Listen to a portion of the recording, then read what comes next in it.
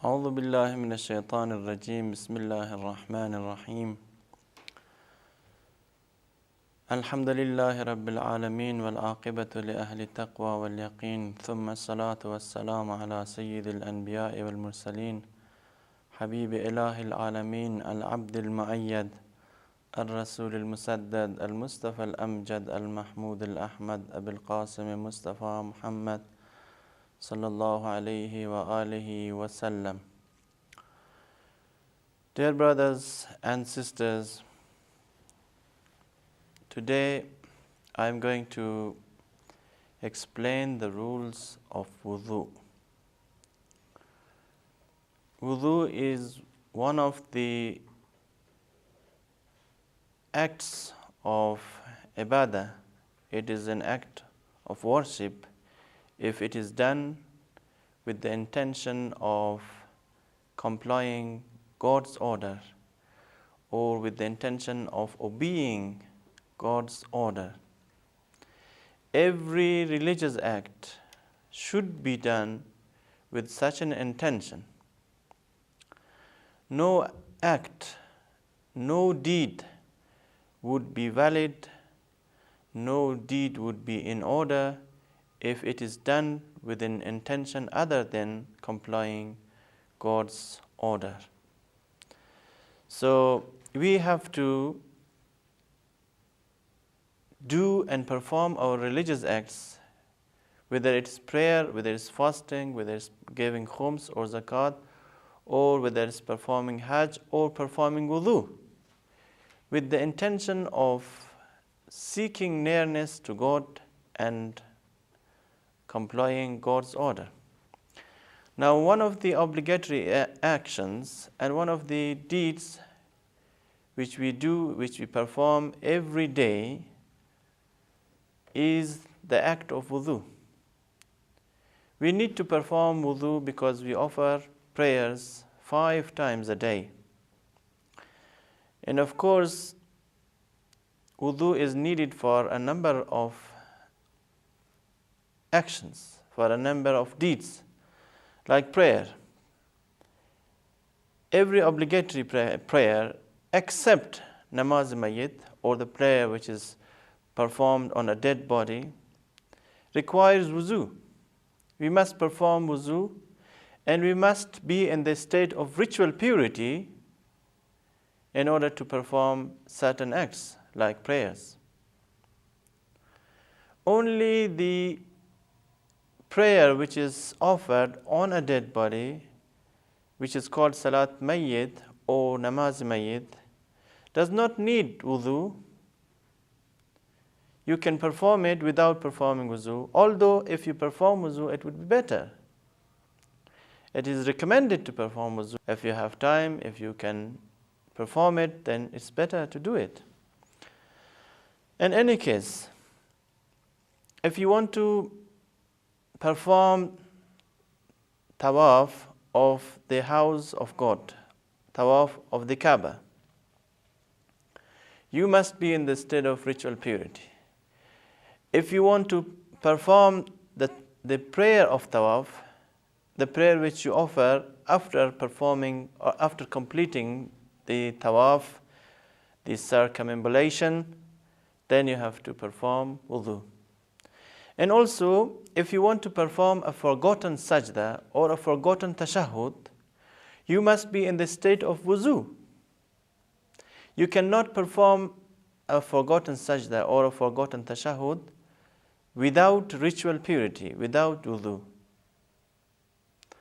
And also, if you want to touch the script of the Holy Quran, or touch the names of Allah, or the names of the Holy Prophet, or the imams as an obligatory precaution, you must be in the state of wuzu. You cannot touch them.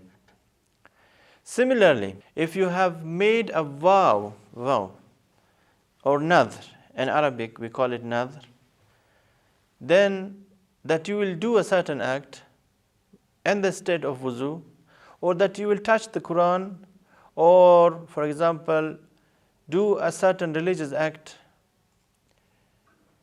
after performing wudu, then you have to act in accordance with the nadhr. You have to comply the nadhr. You cannot perform the nadhr in a different way. So these are the acts, these are the religious duties which require wudu and which require us to perform wudu and to be in the state of ritual purity. Now the question is, how are we going to perform wudu, and what is the best and the correct way to perform wudu? Dear brothers and sisters, when you want to perform wudu, you need to wash your face first of all. And then you need to wash the right hand, beginning from the elbow down to the tip of the finger, as our Sunni brothers do. If you wash your hands backward, then there is no doubt that your wudu would be wide. So when your wudu is wide, of course, your prayer would be wide as well. So it's necessary to wash your face and your hands downwards. And when you wash your face, you have to start it from the point where your hair grows on the forehead, from that point downwards to the tip of your chin. And of course, as far as the width and breadth of the face is concerned, you need the breadth, of course, or the width should be washed to the part covered between the thumb and the middle finger. Now the thumb and the middle finger should be taken into consideration. Some people have long fingers, or some people have long thumbs, fingers, or big hands, or some people have small hands. We have to consider a regular individual's hands as the criterion, as the standard. And of course, it's not necessary for a person who has long fingers to wash the entire face, even those parts adjacent to the ears, because he has long nails and long fingers. And the same way, a person who has short hands or short fingers, he has to make sure that he washes the necessary part, of course, the part between the thumb and the middle finger. And in order for him to make sure, he has to wash the adjacent part in order to be sure that he has washed his face entirely. Now, as far as the hands are concerned, of course, some people do wash their hands first before washing their faces. It is not necessary to wash your hands before washing the face. The first part that needs to be washed, and that's obligatory to be washed, is the face. You have to wash your face first and then the hands. One thing to remember is that you have to make sure that there is no impediment, no dirt on your face or on your hands. Because if there is dirt on your hands, then the dirt will form a barrier, it will form an obstruction, an impediment that will prevent water from reaching the skin. Before washing your face and your hands, you have to make sure that there is no dirt on your face or on your hands. Some people, when they wake up, they have dirt on their eyes or maybe on their lips. They have to remove the dirt. They have to remove the obstruction. They have to remove anything that forms an obstruction between the water and the skin. Dear brothers and sisters,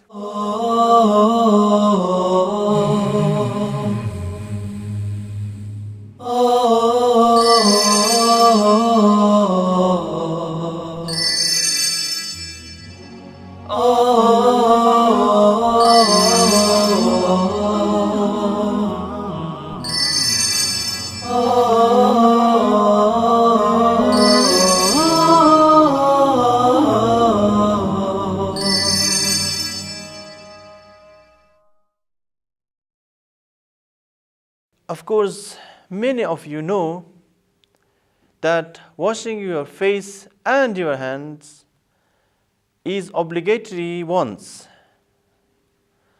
But washing your hands and face twice is recommended. It is mustahab to wash your face and your hands twice.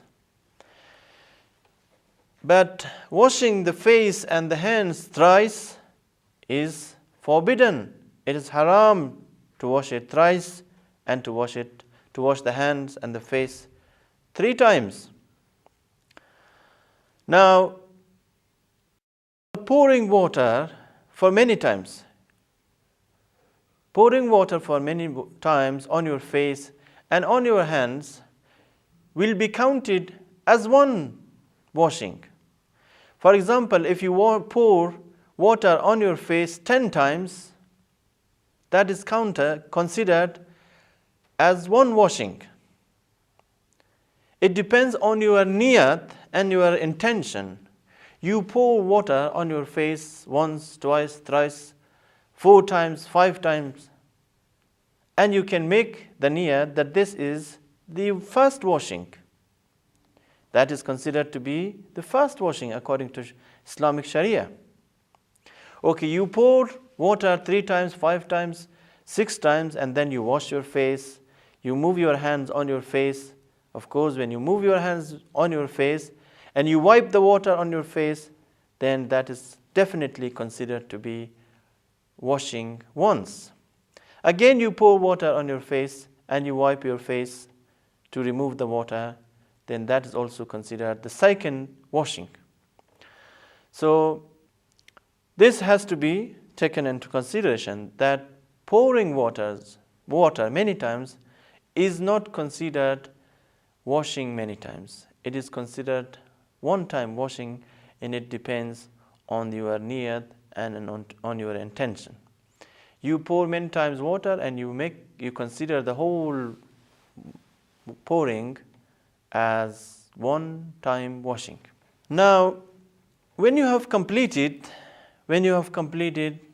washing the elbows, of course, as I mentioned, when you have washed your hands, both hands, you should, while washing the hands, you should make sure that you wash your hands downwards. And of course, you have to include the elbows as well. The elbows have to be washed, and in order to make sure that you have washed the entire hand, then a little portion of the upper part of the elbow should be included in wudhu. That is to make sure that your wudhu is valid, your wudhu is correct. Dear brothers and sisters, the next obligatory action, the next obligatory part of wudhu is to wipe your head. And of course, you need to wipe your head from the top of your head, and it should be only the front part of your head has to be wiped. As far as the width and breadth of the wiping is concerned, the length has to be the size of a finger, the size of a finger, but the width should be 3 joint fingers. When you wipe your forehead, you have to wipe it downward. Of course, there are some scholars who have said that it's that wiping upward is also valid. Okay, you need to investigate. You need to refer to the epistles of Islamic laws that is written by your mujtahid, and of course, while wiping the forehead, you must make sure that your fingers do not reach the moisture on your forehead. You have to wipe it downward, and make sure that your fingers do not reach the moisture on your forehead. If it ever reaches, or if you touch the moisture on your forehead, then of course you cannot wipe your feet with the same moisture that you have transferred from your forehead. You have to use the finger that has not touched or reached the moisture on your forehead. If you wipe your feet with the moisture that you have taken from your forehead, then of course your wudu would not be in order. Of course, you can use that part of your hand that has not touched the moisture on your forehead. If you do that, then your wudu would be valid. Now there are some people who use oil on their hair. Of course, some people have oily hair, but some people do use oil, especially in the subcontinent. There are many people who purchase oil from the market and they use oil, maybe for some medical reasons or for some other reasons they use oil. Now the question is that is wiping or is masah of the head valid if a person's hair is oily, or if a person has used oil? The ground religious authorities have said that if you wipe your head and make sure that your finger touches the scalp or the skin of your head, then your wiping is valid, your wudu is valid. But make sure that you make water or the moisture of your hand touch the scalp or the skin of your head, not the hair, the oily hair. If you touch the oily hair, your wudu would be invalid, it would be void. But make sure that your finger or the moisture reaches the scalp and the forehead. And of course, those who have very long hair and whose hair reaches the eyes and then their noses when they are combed and towards the front part of the head, then of course they have to divide their hair into 2 parts, and they have to make a line in between their hair and do the wiping on that line, so that he must make sure that he does the wiping and his fingers reach the skin of his head. As far as the wiping of the feet is concerned, then of course one has to wipe the upper sole, the upper part of the feet, beginning from the tip of the fingers, tip of the toes, up to the upper joint or to the joint. And of course, if you use one finger, that would be sufficient. If you wipe on one finger, or one nail, one toe, that would be sufficient. It is not necessary to wipe on all the toes. So, in this case, it would be very easy for women, because many women use nail polish. They are concerned about the validity of their wudhu. And this is one of the questions that is normally sent and that is normally directed to the offices of the grand religious authorities. Many women ask questions whether their wudhu is valid or not because they are using nail polish. They use nail polish on their hand nails and on their toes. Now what is the solution and what is the answer? Of course, as far as the feet, the toes are concerned,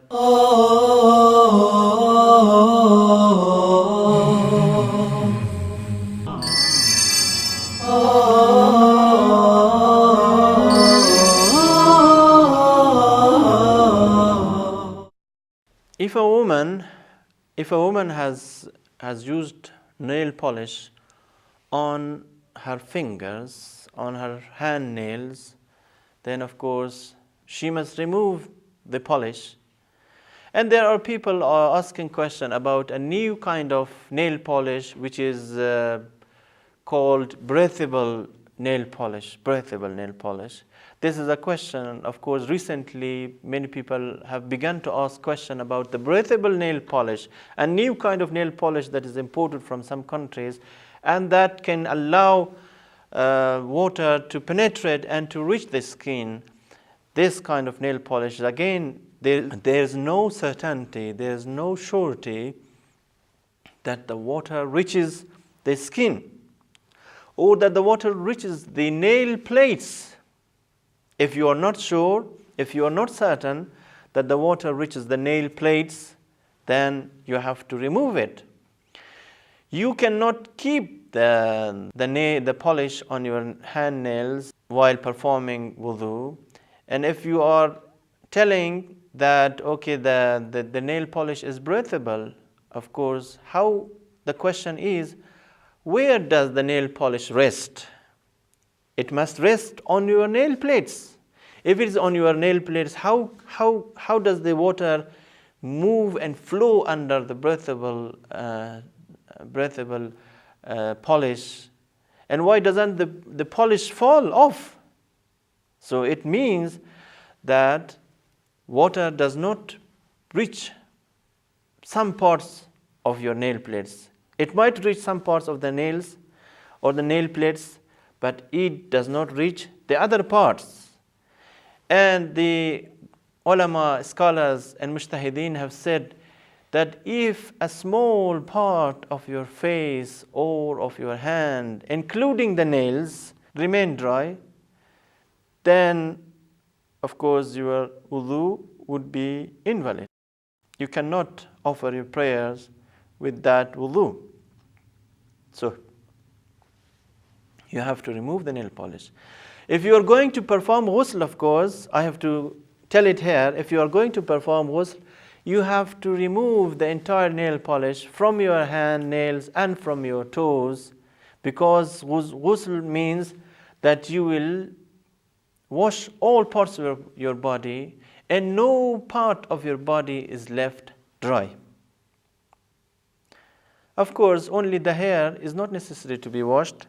Some people do ask questions about hair. Some women, because they have hair, long hair, and in winter it's very difficult for them to wash the hair while performing ghusl. Of course, it's not necessary for them to wash the hair, but they have to make sure that the water reaches the skin of their head. Now, brothers and sisters, when you perform wudhu, when you wipe, especially when you wipe your forehead and your feet, you must make sure that your head is dry and that your hair is dry. And also your feet should not be wet. There should be no moisture, no water on your feet. If they are wet, if there is moisture on your head, on the front part of your head, and if there is moisture on your feet, you have to make your feet dry, you have to make your head dry, you have to use something to remove the water and to wait for some time till your head and your feet become dry. Now, there is a circumstance, an occasion maybe, in which you might not have water on your fingers. For example, you are performing wuzu, the weather is extremely hot, and while washing your face and hands, the moment you want to wipe the front part of your head, then you see that there is no water on your fingers. Of course, in this case, you can take some moisture from your beard, and then do the wiping of your head. And also the position is the same with your feet. If you don't have enough moisture on your fingers, you can take moisture from your beard or from your face and then do the wiping. And of course, those who have beard, there is also a question whether it's necessary to wash beneath the beard, because some people have very dense beard. According to religious authorities, they have said that those who have a dense beard, thick beard, and the skin of their face is not visible through the beard, then it's not necessary to wash the face or the skin. To wash the beard would be sufficient. But if the skin is visible through the beard or through the hair of the face, then of course it is necessary to wash the skin and to wash the entire face, and to make water reach the skin, because the skin is visible through the hair. Now, there is also a question. Some people ask. They say that sometimes, of course, they are in a hurry, or they cannot remove their shoes, or they are afraid of some robbers, or they are under taqiyya, they are observing quietism, or they hide their faith, and if they want to perform wuzu, they have to actually they cannot remove their socks, or they cannot move their stockings while performing wuzu. In such cases, of course, the ulama and scholars have allowed you to wipe on the socks or on the shoes. Yes, that is the condition. You have to take notice of the condition.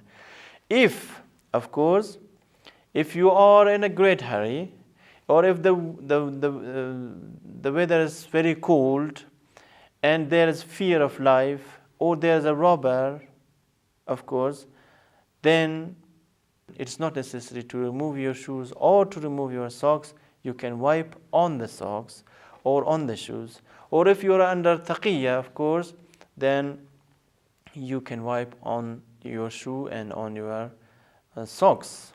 Of course, if you are in a hurry due to fear of life, that is not any kind of haste, any kind of maybe you have an urgent work to do, you want to go to your office quickly.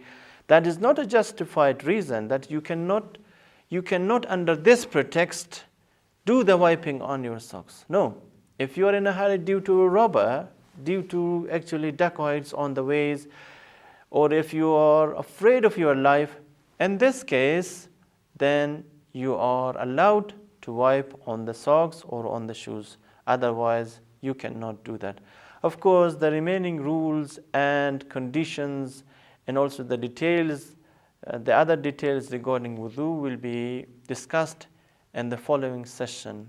Wassalamu alaikum wa rahmatullahi wa barakatuh.